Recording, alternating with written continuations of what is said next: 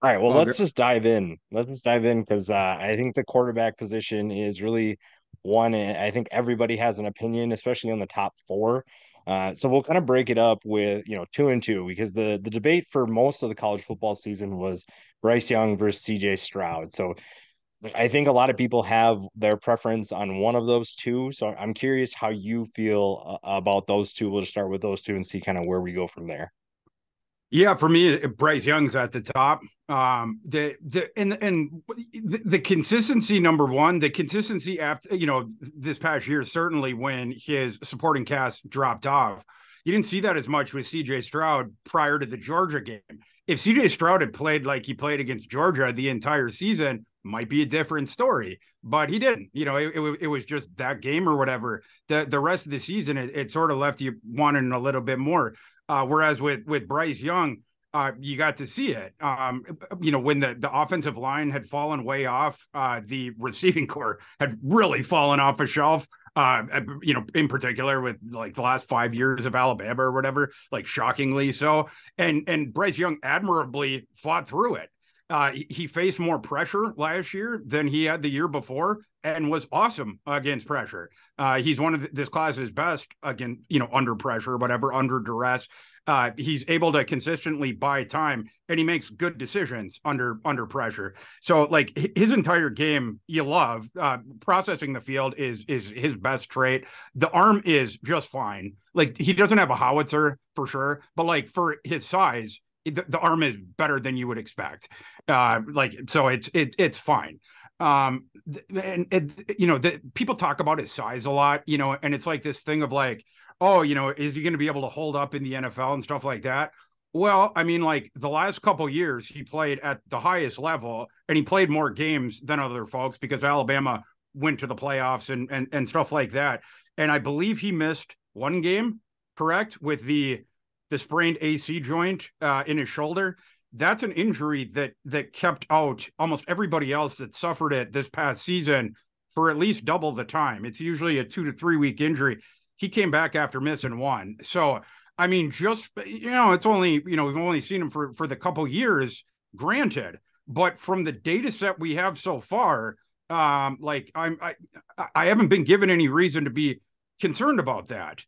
He's a guy that tends to protect himself when he is outside of the pocket, and he's not, he doesn't leave the pocket and run as much as, for instance, a guy like Kyler Murray. So for all the, and also the other thing I'll say is he's pretty pliable. Like we don't talk about that kind of stuff as much, but his entire body's twitchy. In fact, it's sort of like it's made out of rubber bands. Like the usually we talk about twitch like with guys like their lower halves. He's also twitchy to the upper half, but and usually we're talking about it like just with like athletic profile. But with Young, since the biggest red flag that people typically bring up with him is the durability thing. I feel like you got to bring it up a little bit, as a sort of defense of him.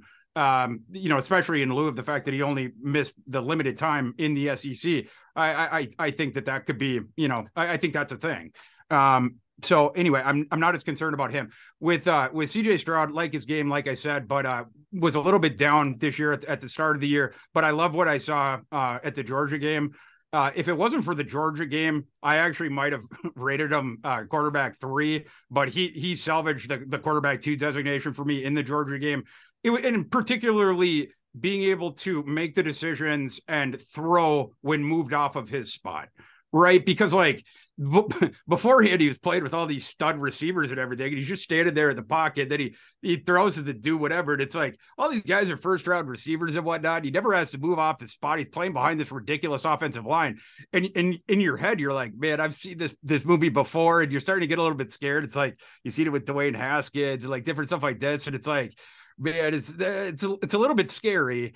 And it's like, does he, can he not, throw on the run? Is he not good against pressure? Because he wasn't as good against pressure, definitely as Bryce Young during his career. And it's like, man, if this guy cannot make plays on the run, or if you move him off his spot, and if he's going to just struggle and implode, that's going to be an issue in the NFL.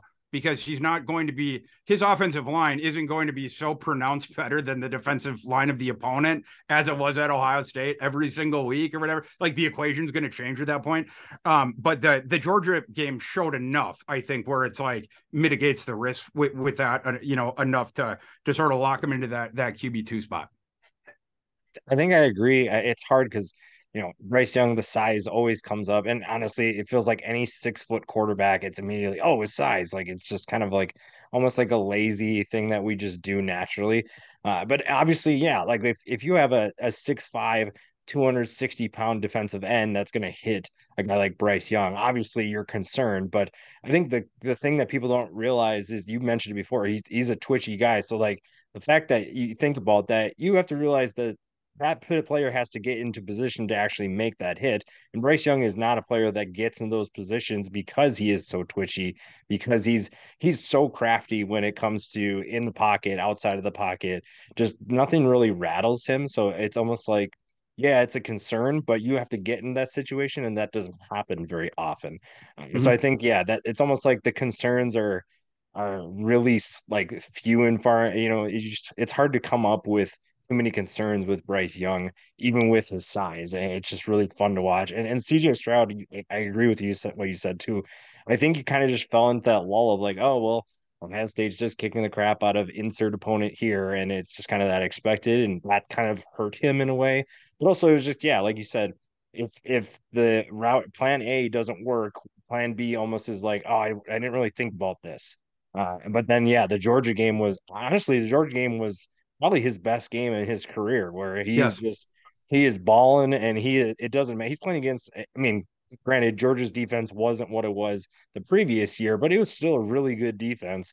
Yeah. And some of the guys are going to get drafted really high. So I think that this debate was really fun to watch play out. And it was fun to see Bryce obviously take control of that spot. But I think CJ Stroud has still got a bright future. I think a lot of people still believe that too.